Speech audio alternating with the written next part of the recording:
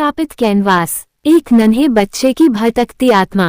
मीता का 1 वर्षीय बच्चा अचानक ही हिचक हिचक कर रोने लगा। मीता ने बहुत कोशिश की, चुप नहीं हुआ। आखिरकार उसे सनी को उठाना ही पड़ा। मीता, सनी मुझसे तो चुप हो नहीं रहा तुम्हारा ये लाडला, अब तुम ही कुछ करो। सनी ने टाइम देखा, रात के 2 बजे रहे थे और यह मनु। सनी ने उसे भींचकर अपने सीने से भींच लिया। घूम घूम कर थपकियां दे देकर वो मनु को सुलाने लगा। कुछ देर में ही मनु सो गया। सनी ने उसे पालने में लिटा दिया। 1 घंटे बाद बंद कमरे की खिड़कियों पर थप थप थपाथप थपकियों की आवाजें आने लगी। पति पत्नी दोनों उठकर बैठ गए। मनु फिर सुरालापने लगा। अब मनु बार बार कमरे में रखी अलमारी की तरफ हाथ की अंगुली भी करता जा रहा था। फिर वो खिड़कियों की तरफ अपनी हथेली करने लगा। सनी मीता को कुछ समझ नहीं आ रहा था। एक तो यह मनु का आलाप और ऊपर से खिड़कियों का भड़भड़ाना। सुबह के 4 जरूर बज रहे थे, पर था तो अभी घोर अंधेरा ही।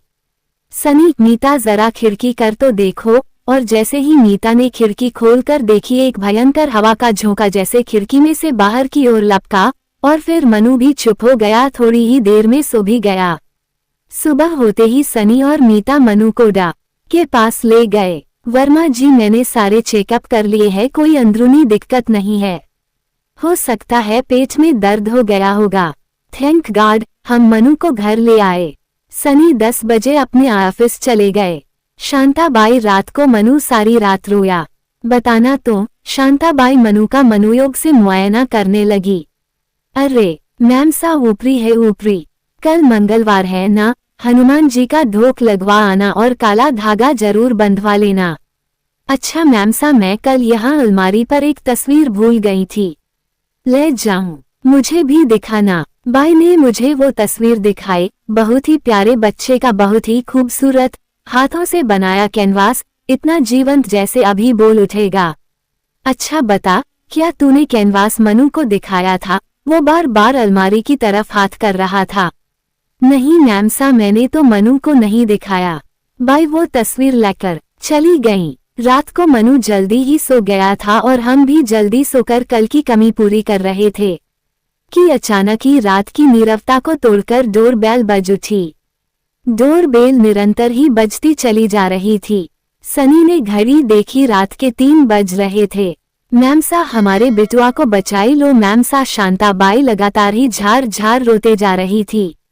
क्या हुआ बिटुआ को? लगातार 2 घंटे से पानी की उल्टी कर रहा है। सनी ने फुर्ती से कार निकाली। बाई के घर से बिटुआ को लेकर दौड़ा दी अस्पताल की ओर। बिटुआ को इमरजेंसी में भर्ती कर लिया गया।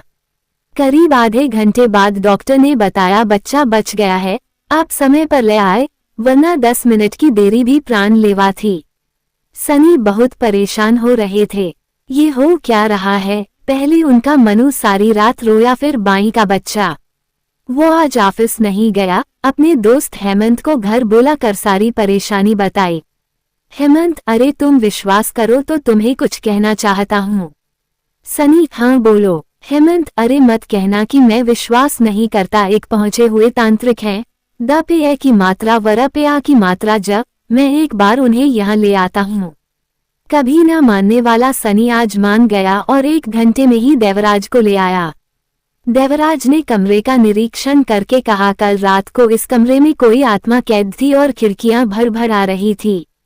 आखिर खिड़कियां खोलते ही यहाँ से आत्मा खिड़की में से तेज गति से बाहर की ओर गई। आपने भी हवा का अंदर से बाहर बहना महसूस किया होगा ना?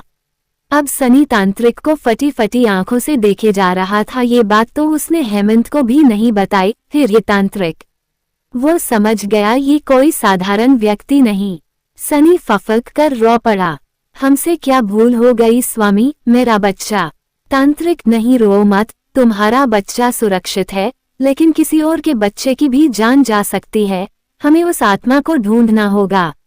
अच्छी तरह से ध्यान करके बताओ कि क्या कल यहाँ इस कमरे में कोई बाहरी वस्तु थी?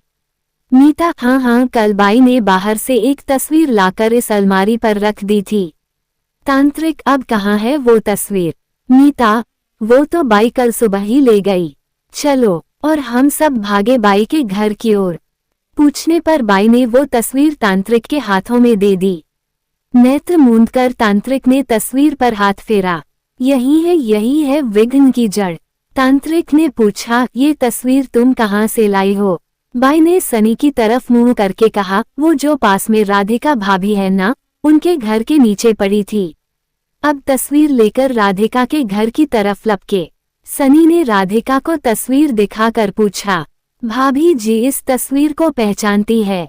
राधिका, हाँ सनी, ये तस्वीर मैंने ही खरीदी थी। सनी बेचैनी से पूछ बैठा, कहाँ से भाभी? राधिका, पिछले माह ही जो हैंडीक्राफ्ट मेला लगा था वहां से। तांत्रिक, फिर इसे नीचे क्यों फेंका? राधिका, मैंने नहीं, मेरे पति राजेश ने फेंका। अब राजेश को फोन करके ऑफिस से बुलाया गया। राजेश, हाँ मैंने ही फेंका इस मनहूस तस्वीर को। इस तस्वीर के आने के बाद हमारे घर की सुख शांति समाप्त होने लगी थी। मैं दफ्तर में लेट होने लगा। हम दोनों में आए दिन छोटी छोटी बातों पर झगड़े होने लगे। मैं समझ गया कि यह इस मनहूस का ही काम है और क्रोध में आकर मैंने इसे 4 दिन पहले नीचे फ पे ए की मात्रा पे अ की मात्रा कर दिया। हेमंत, राजेश भैया सच सच बताना, अब घर में फर्क है? राजेश, हाँ अब पहले जैसी शांति है। अब हम सब की दौड़ हुई मेले के इंक्वायरी ऑफिस की ओर। वहां से पता लगा कि यह कैनवास तो नेपाल की एक शॉप पर था। हमें चैन कहाँ, हमारे एटीएम लेकर हम चल पड़े नेपाल की ओर। वहां वो दुकान हमें शीघ्र ही मिल गई।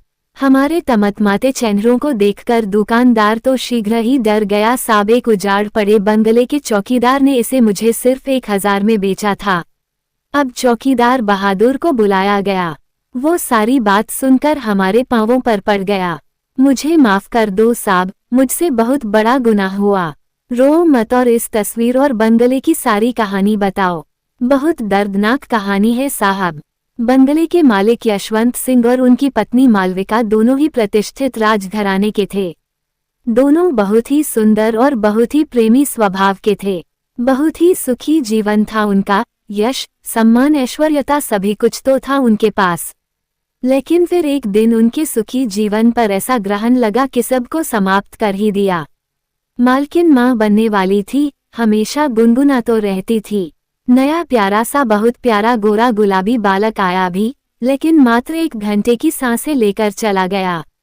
मालकिन विक्षिप्त हो उठी। मेरी पत्नी कमला ही उनकी सेवा शुश्रूषा में लगी रहती। उन्हें बहलाने के लिए एक दिन मालिक ने उन्हें रंगों का डिब्बा और कैनवास लाकर दे दिया, क्योंकि कैनवास बनाने में वो बहुत माहिर थी और उनकी कैनवास की कुछ प्रदर्शनियां भी लग चुकी थीं। वो रंग देखकर चहक उठी और उन्होंने कैनवास पर रंग फेरने शुरू कर दिए।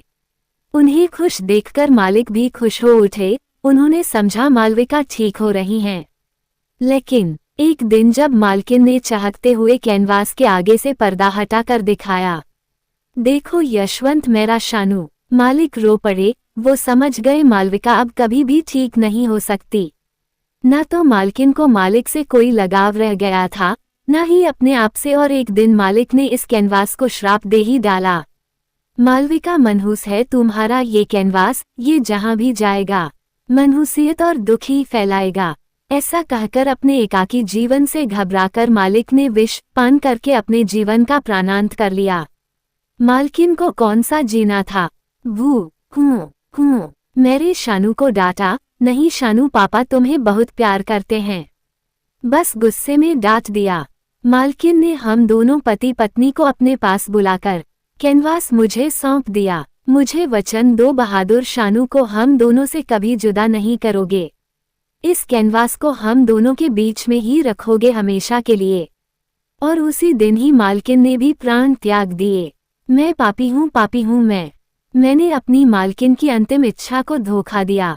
मत रो बहादुर, हमें उस बंगले पर ले चलो।